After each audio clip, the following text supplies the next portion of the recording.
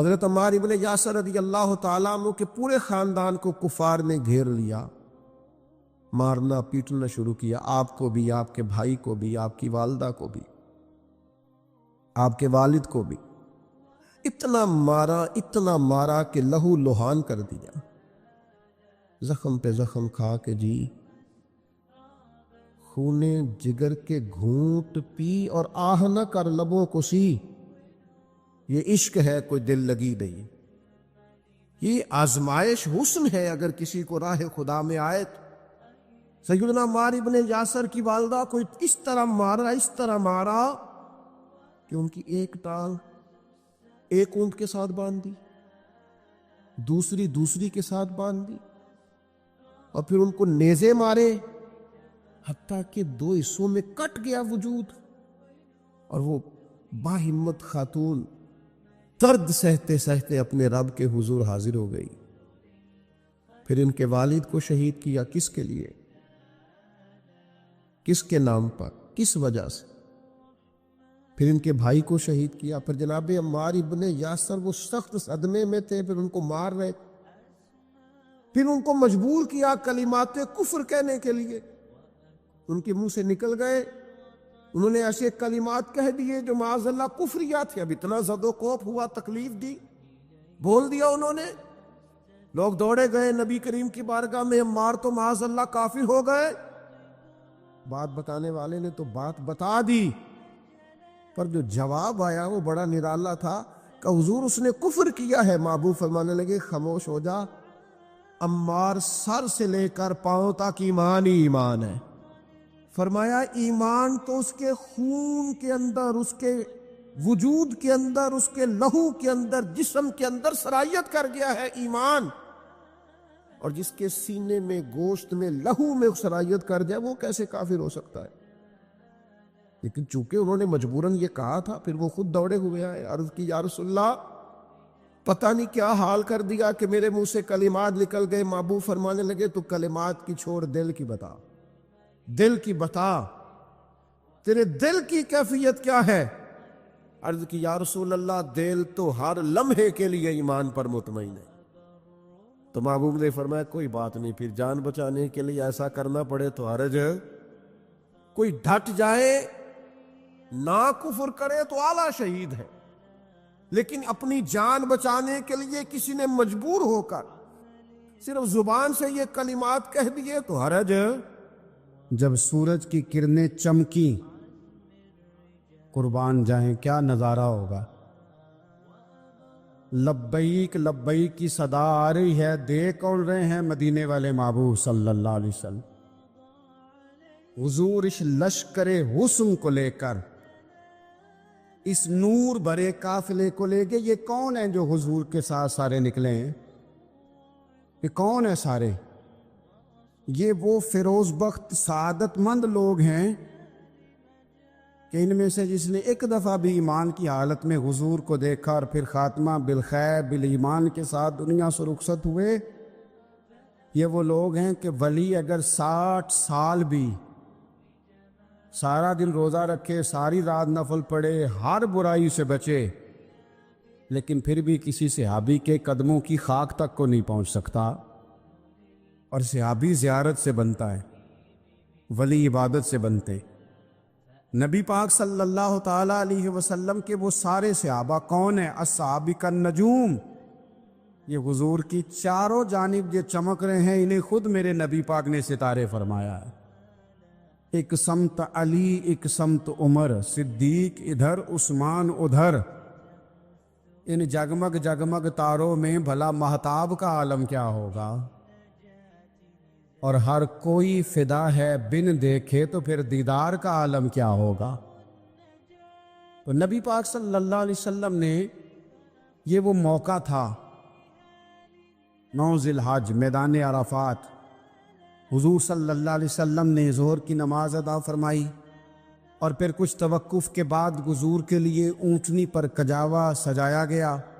حضور اپنی کسوا نامی اونٹنی پر سوار ہوئے، میرے محبوب نے خطبہ دینے کا ارادہ فرمایا۔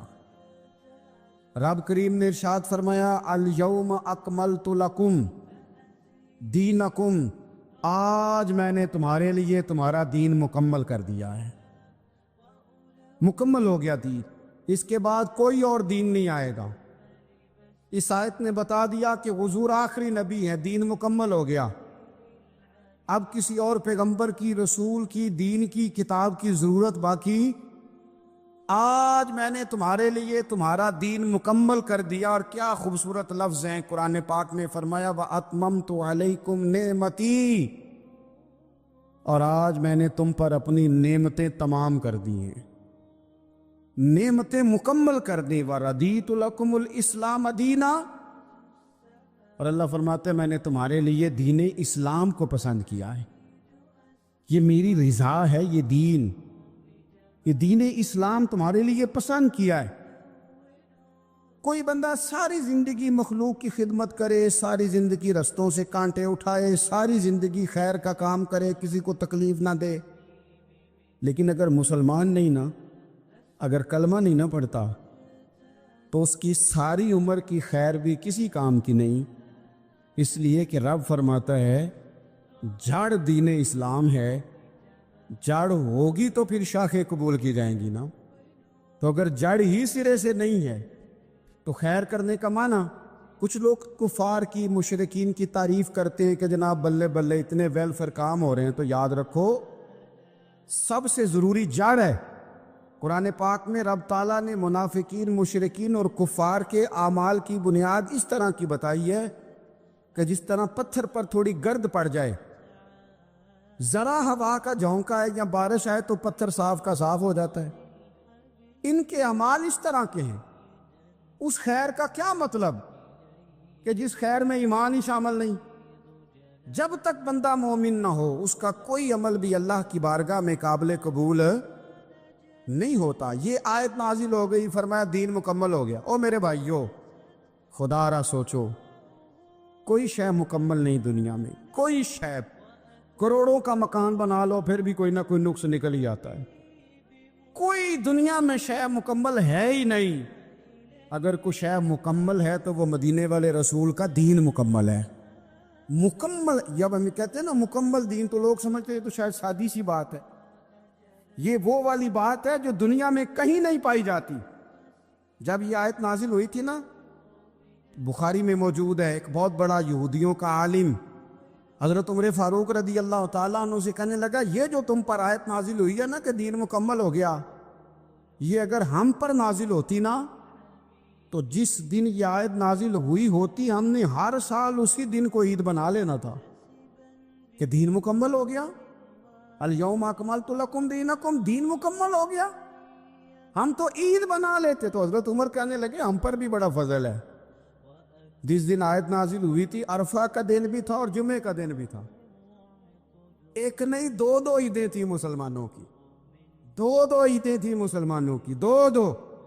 عزیز بھائی، دین مکمل اللہ نے دیا.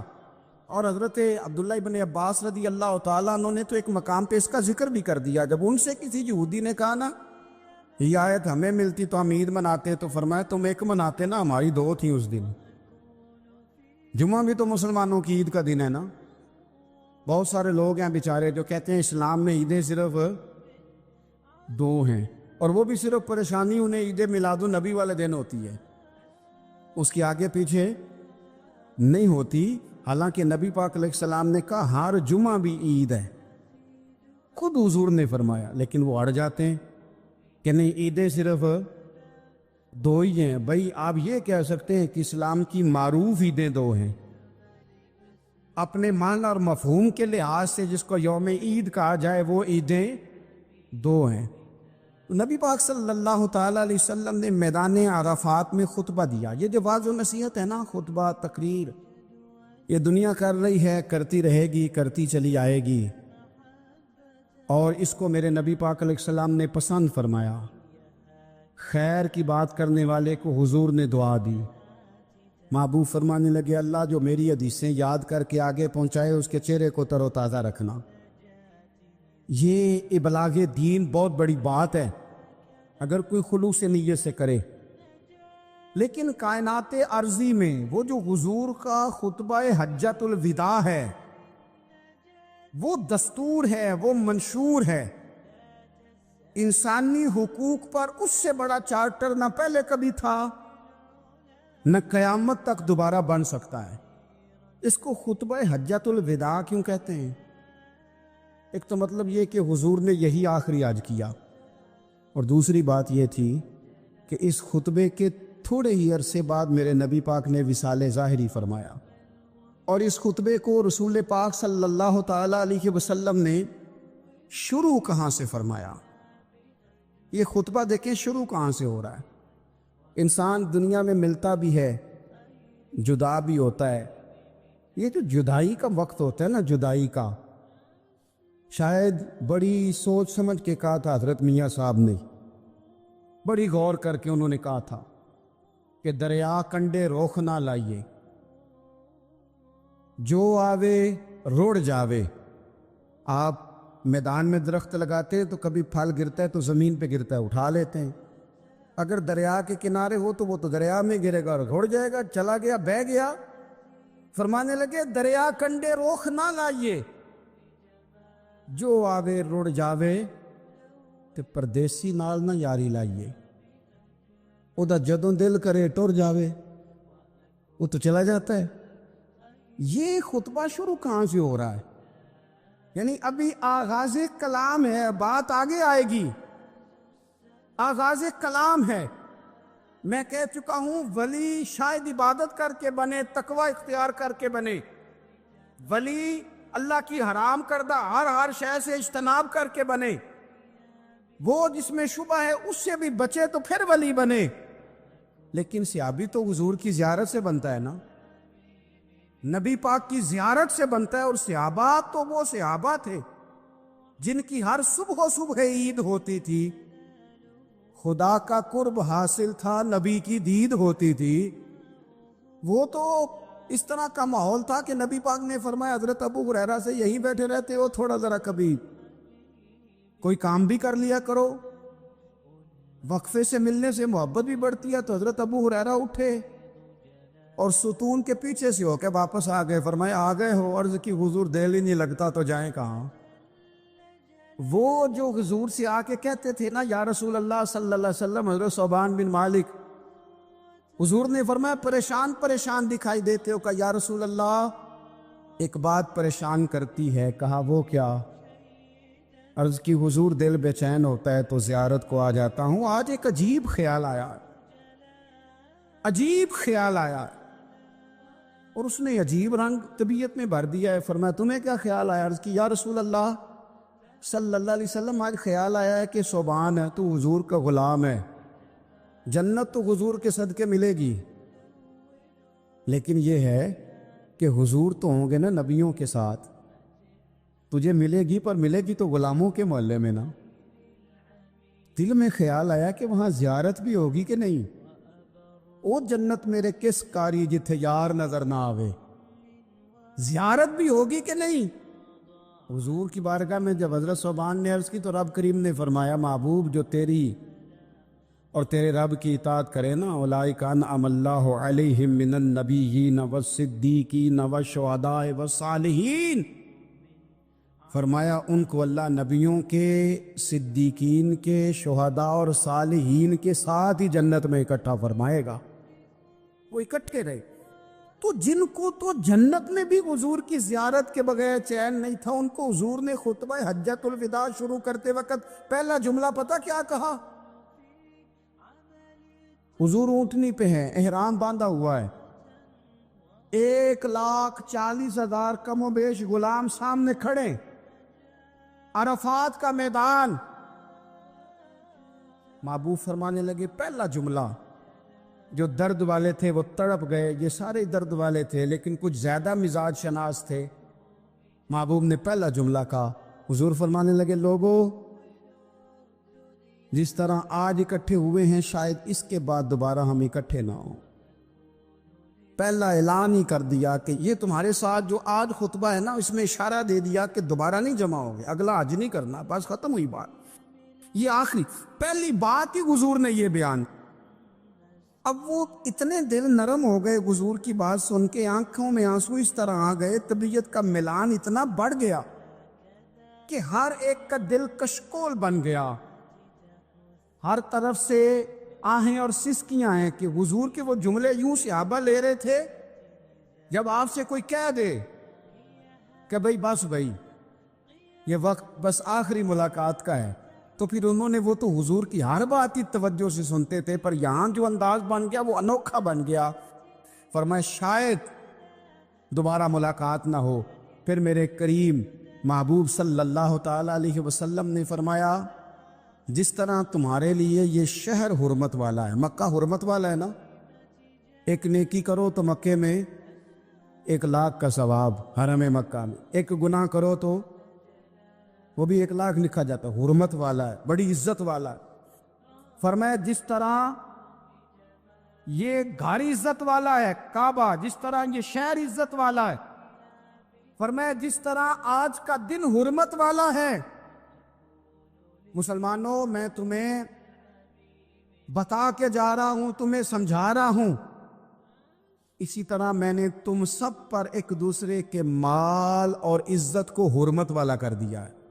اور صحابہ کو نا حضور نے پہلے یہ سبق پورا حضور نے پوچھا، یہ بھی ذرا کمال ہے، یہ بخاری مسلم کی حدیث ہے۔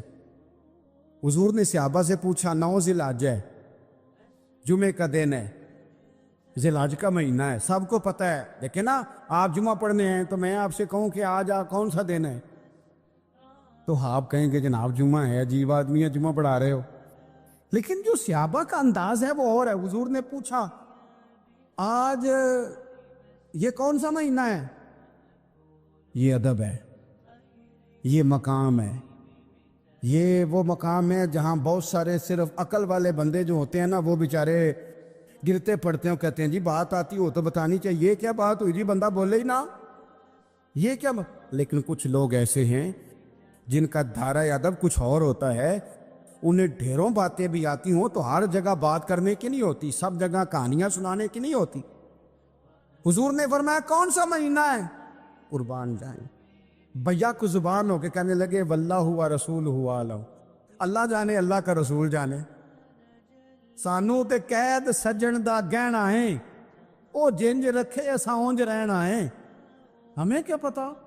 پوچھا کسی نے، لکھا ہے صوفیاء نے، کسی نے پوچھا اوے تمہیں پتہ نہیں، کہنے لگے چپ کر، ہمیں کیا پتا کون سا مہینہ ہے؟ تو حضور نے فرمایا آج تاریخ کون سی ہے؟ بھائی صاحب کو پتا تھا نا 9 ذی الحج کو یہ حج ہوتا ہے، کون سی تاریخ ہے؟ کہا واللہ و رسولہ عالم، اللہ جانے اللہ کا رسول جانے، قربان جائیں۔ حضور نے پوچھا دن کون سا ہے؟ سب کو پتا ہے جمعہ ہے، کہنے لگے واللہ و رسولہ عالم، اللہ جانے اور اللہ کا۔ وہ صحابہ بتا کیوں نہیں رہے؟ پہلے محبت کہتے ہیں، صحابہ کا جواب یہ تھا ہمیں کوئی مہینوں سے غرض ہے، ہمیں کوئی دن سے غرض ہے، ہمیں کوئی تاریخ سے غرض ہے؟ حاجیو آؤ شہنشاہ کا روزہ دیکھو، کعبہ تو دیکھ چکے، کعبے کا بھی کعبہ دیکھو، ہمیں تو محبوب سے غرض ہے۔ مہینہ تھا ذی الحج کا، اگر حضور کہہ دیتے ذی الحج نہیں ذی قعدہ ہے تو ہم نے ذی قعدہ ہی بنا لینا تھا۔ تاریخ تھی 9، اگر حضور فرما دیتے 11 ہے تو ہم نے 11 ہی بنا لینی تھی۔ دن تھا جمعے کا، اگر حضور کہتے پیر ہے تو ہمیں کیا لگے؟ ہمیں تو محبوب کی رضا چاہیے۔ آپ دیکھیں نا ایک صحابی کے ہاتھ ذرا لمبے تھے تو حضور نے فرمایا یا ذوالیدین، او لمبے ہاتھوں والے، ان سے کوئی پوچھتا نام کیا ہے تو کہتے میرا نام ہے 2 ہاتھوں والا۔ او بھائی میرے بھی 2 ہیں، تم کیوں 2 ہاتھوں والا؟ کہنے لگے یہ نہیں مجھے پتا، مجھے نبی پاک نے کہا 2 ہاتھوں والا، تو ٹھیک ہو گئی جو حضور نے نام رکھ دیا۔ تو حضور سید عالم نے پوچھا، پھر حضور نے حرمت یاد کرائی، فرمایا یاد رکھو یہ دن بھی بڑی عزت والا ہے، جمعے کا ہے، یہ مہینہ بھی بڑی حرمت والا ہے، ذی الحج کا ہے، یہ تاریخ بھی بڑی حرمت والی ہے، لیکن فرمایا جس طرح اس دن کی، اس شہر کی، اس مہینے کی تم نے عزت کرنی ہے، اسی طرح ایک دوسرے کے مال کا، ایک دوسرے کی عزت کا تم نے پاس کرنا۔ مسلمان بھائیوں خدا را یہ حضور کہہ رہے ہیں یار، نبی پاک نے کعبہ کے سامنے کھڑے ہو کے فرمایا بیت اللہ تیری بڑی شان ہے، تیرا بڑا مرتبہ ہے، لیکن فرمایا میرے مومن کی عزت رب کی نظر میں کعبے سے بھی زیادہ ہے۔ اللہ تعالیٰ نے قرآن مجید میں فرمایا یا ایھا الذین آمنوا لا تبطلوا صدقاتکم بالمن والاذی، فرمایا اے ایمان والو، احسان جتلا کر اور ایذا دے کر اپنے صدقات کو کہیں باطل نہ کر لینا۔ اپنے صدقات باطل نہ کرو، احسان جتا کر، ایذا دے کر، تکلیف دے کر۔ لوگ جب کسی غریب آدمی کو کچھ دینے کے بعد احسان جتلا رہے ہوتے ہیں اور اس پر اپنی نیکیاں گنوا رہے ہوتے ہیں اور وہ بغیر کسی ٹھہراؤ کے بولتے چلے جاتے ہیں، تو آپ اندازہ کر سکتے ہیں کہ اس مجبور، تنگ دست اور غریب آدمی پر کیا گزرتی ہے، اس کا دل کن بے چینیوں، بے قراریوں اور پریشانیوں کا شکار ہوتا ہے۔ لیکن ہمارے ہاں تکلیف دینے والے ایک منٹ کا بھی وقفہ کرنے کو تیار نہیں ہوتے۔ اللہ کے پیارے رسول صلی اللہ تعالی علیہ وسلم نے 3 لوگوں کے بارے میں ارشاد فرمایا یہ جنت میں نہیں جائیں گے۔ نسائی شریف میں یہ حدیث موجود ہے۔ یا رسول اللہ صلی اللہ تعالی علیہ وسلم کون کون لوگ؟ ایک فرمایا جو شراب کا عادی ہو، دوسرا فرمایا جو والدین کا نافرمان ہو، اور تیسرا حضور فرماتے ہیں جو احسان جتلانے والا ہو، جنت میں نہیں جائیں گے۔ نیکی کی ہے اب تو بھول جا، اور نیکی کی ہے تو اسے محض اپنے رب کی رضا کے حصول کا ذریعہ سمجھ۔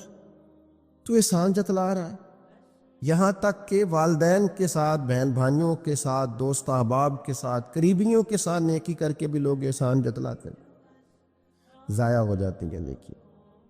یعنی عجیب بات ہے نا، حضور فرماتے ہیں احسان جتلانے والا جنت میں نہیں جائے گا، یعنی نیکی کر کے دوزخ خرید لی، احسان کر کے، خرچ کر کے اپنے لیے جہنم کٹھی کر لی۔ کیوں؟ احسان جتلایا، اس نے بتلایا ہے۔ یوں تو ہر ایک کو شیطان سے ڈر لگتا ہے، اور مجھ کو اس دور کے انسان سے ڈر لگتا ہے، اور جس کی ہر بات میں پوشیدہ ہو نشتر کی چبھن۔ شاعر کا تخیل دیکھیے، نشتر کی چبھن، جس کی ہر بات میں پوشیدہ ہو نشتر کی چبھن، ایسے ہر صاحب احسان سے ڈر لگتا ہے۔ اس طرح کے احسان کرنے والوں سے خوف آتا ہے کہ اللہ بچا ان سے۔ کچھ لوگ اذیت دیتے ہیں، تکلیف دیتے ہیں، آزمائش میں ڈال دیتے ہیں۔ کسی کے گھر مہمان چلے گئے، آپ کو چند لمحوں کے لیے جانا ہے، تو آپ وہاں جا کر ایک بڑے زبردست قسم کے انجینئر کیوں بن گئے ہیں؟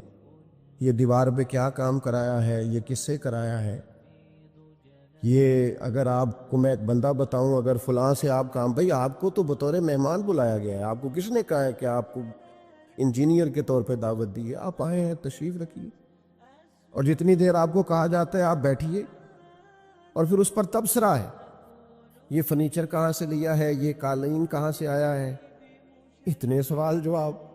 بعض دوست ایسے ہوتے ہیں جن سے کہنا پڑتا ہے کہ میرے بھائی آپ مہربانی کریں، ہم آپ کو نہ انجینئر سمجھتے ہیں نہ اچھا ڈیزائنر سمجھتے ہیں، ہم نے تو آپ کو ملنے کے لیے بلایا تھا، آپ آئیے اور جائیے، اور اتنے زیادہ تو مطلب وقت ہی نہیں ہے انسان کے پاس کہ وہ جائے اور اتنے زیادہ تبصرے کرے اور جا کے کسی کو تکلیف دے۔ پھر تفتیش کرنا، پوچھنا، اعلیٰ حضرت بریلوی رحمۃ اللہ لکھا حرام ہے یہ تفتیش کرنا کہ کسی کی کمائی حلال ہے کہ حرام ہے۔ آپ کیوں تفتیش کرتے ہیں؟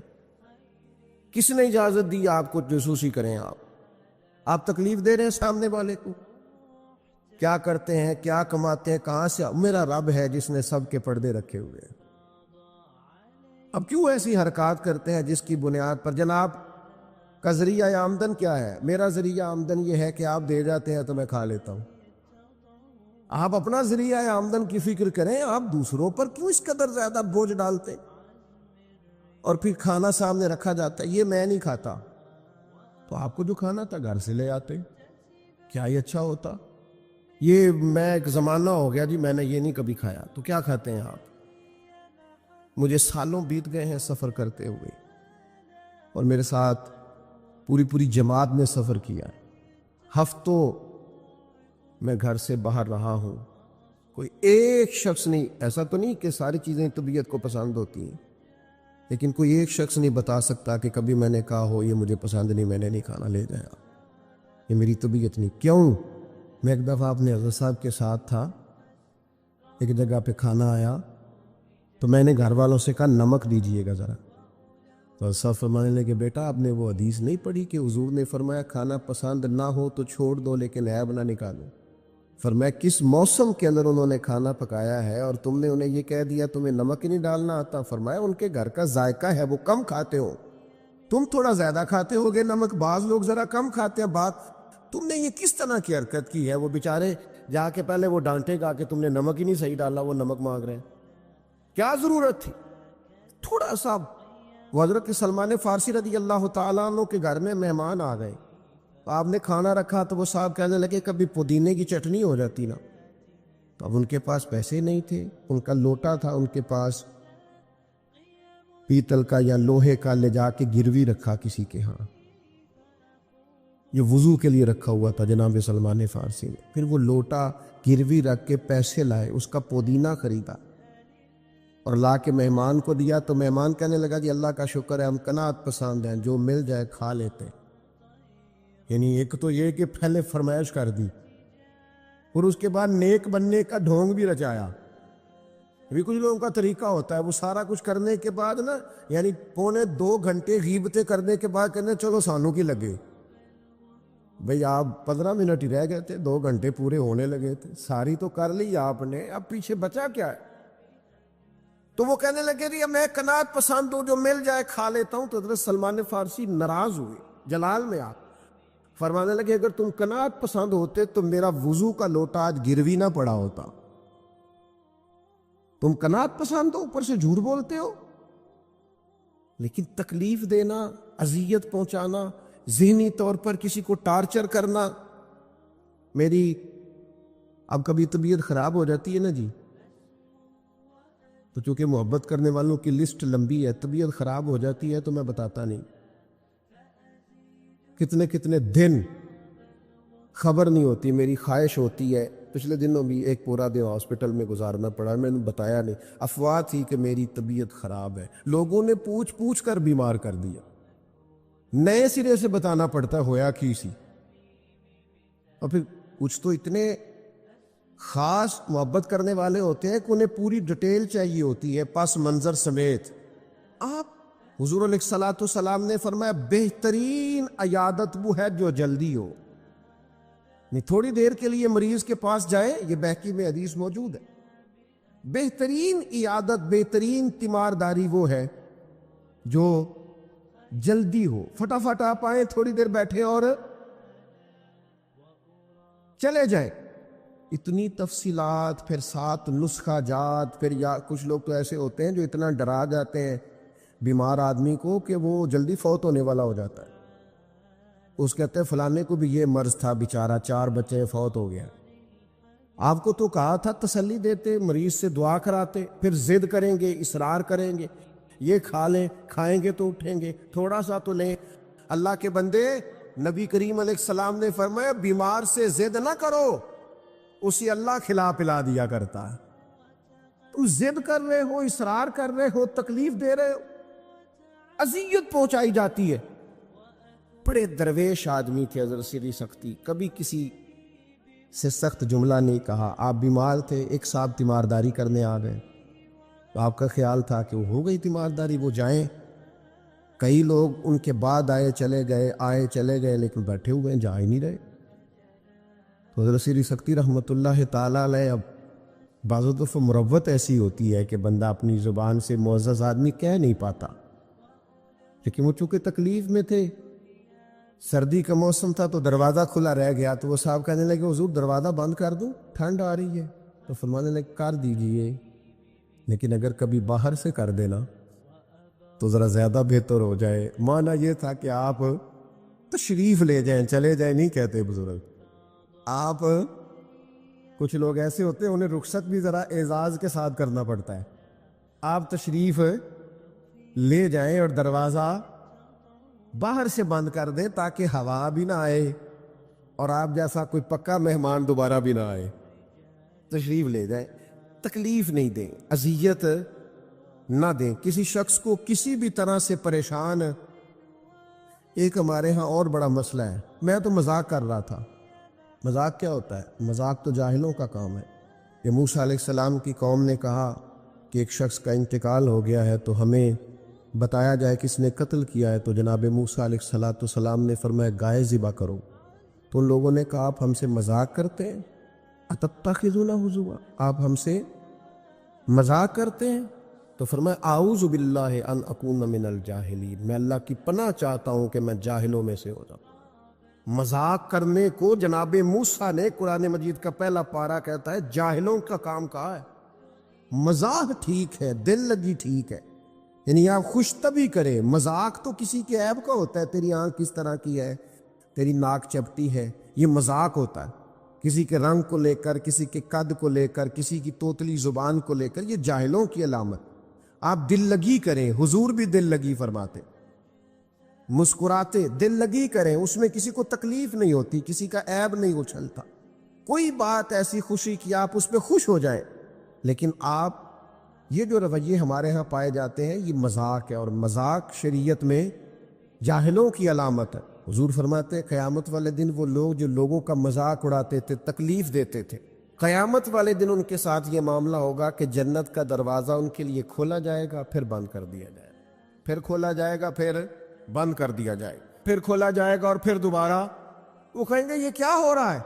تو انہیں کہا جائے گا تمہارے اس مذاق کی تمہیں سزا دی جا رہی ہے جو دنیا میں تم اللہ کے بندوں کے ساتھ کرتے تھے۔ تکلیف دیتے ہیں لوگ۔ یہ کچھ سال پہلے کی بات ہے، آپ کو پتہ ہے ہمارے ہاں اپریل فول بھی منایا جاتا ہے، جھوٹ بولنے کا دن۔ ایک صاحب تھے بیچارے ہارٹ پیشنٹ، یہ پنجاب کا ہی واقعہ ہے، تو ان کو فون کر دیا کہ تمہارا بھائی ایکسیڈنٹ میں فوت ہو گیا ہے، کسی نے مذاق کیا۔ تو بیچارے ہارٹ پیشنٹ تھے، خبر سن کے ان کو پھر ہارٹ اٹیک ہوا، اللہ کو پیارے ہو، اور بعد میں پتہ چلا کہ کسی نے مذاق کیا، بھائی تو بالکل ٹھیک ٹھاک، آپ کے ایک مذاق نے کسی کی جان لے لی، گھر اجڑ گیا، عورت بیوہ ہو گئی، بچے یتیم ہو گئے، اور آپ مذاق کر رہے تھے، تکلیف دے رہے تھے، آپ آزمائش میں مبتلا کر رہے تھے۔ میں نے ایسے طلباء کو دیکھا ہے کالج میں، مدرسے میں، یونیورسٹی میں، اسکول میں، جو بیچارے کسی وجہ سے کمزور تھے، کوئی ایسا معاملہ تھا، ان کا اتنا مذاق اڑایا گیا کہ وہ بیچارے تعلیم چھوڑ کے چلے گئے، گزارا نہیں ہو سکتا یہاں، ہر آدمی مذاق اڑا رہا۔ اور بعض لوگوں کی غربت کا مذاق اڑایا جاتا ہے، ان کو کھاتا ہوا دیکھ کے مذاق کرنا، ان کا لباس دیکھ کے مذاق کرنا، ان کی سادہ پرانی اور دیسی گفتگو سن کے مذاق اڑانا۔ نتیجہ یہ نکلتا ہے کہ مایوس ہو جاتے ہیں لوگ، پریشان ہو جاتے ہیں۔ ایسا نہیں کرے، یہ تکلیف نہ دے کسی مسلمان، اذیت میں مبتلا نہ کرے، ذہنی طور پر ٹارچر نہ کرے، آپ کوئی ایسا کام نہ کرے جس سے بار بار آزمائش ہو۔ کچھ لوگ زندگی میں گناہ کرتے ہیں، اللہ معاف کرے، غلطیاں ہو جاتی ہیں، پھر وہ لوگ توبہ کر لیتے ہیں، اور یہ توبہ اللہ کو اتنی پسند ہے کہ حضور فرماتے ہیں کسی کا اونٹ مال سمیت غائب ہو جائے اور وہ شخص ڈھونڈ ڈھونڈ کے تھک جائے اور مایوس ہو جائے، اور پھر وہ اونٹ اسے مل جائے، اسے اتنی خوشی نہیں ہوتی جتنی بندہ مومن کی توبہ پر رب کریم کو خوشی ہوتی ہے۔ کتنا بڑا انعام ہے۔ حضور فرماتے ہیں ہر شخص خطا کار ہے، پر بہترین خطا کار وہ ہے جو توبہ کرتا ہے خطا کار پر بہترین خطا کار۔ کیا بات ہے اس کی خطا کی، جو خطا کرتے ہی رو پڑا ہے، اللہ کے حضور توبہ کر رہا ہے، لیکن لوگ مذاق اڑاتے ہیں لوگوں کے گناہوں کا۔ وہ توبہ کر چکے ہیں، وہ چھوڑ چکے ہیں، وہ اس راہ سے ہٹ چکے، لیکن مذاق کرنا، مذاق اڑانا، تکلیف دینا، اذیت میں مبتلا کرنا۔ حضور علیہ السلام نے فرمایا کسی شخص سے کبھی کوئی گناہ کیا پھر اس نے توبہ کر لی، فرمایا جس نے دوبارہ اسے اس کا گناہ یاد کرایا، اللہ یاد کرانے والے کو سزا دے گا، مرنے سے پہلے یہ اس گناہ کے اندر مبتلا ہو جائے۔ مسلم شریف میں موجود۔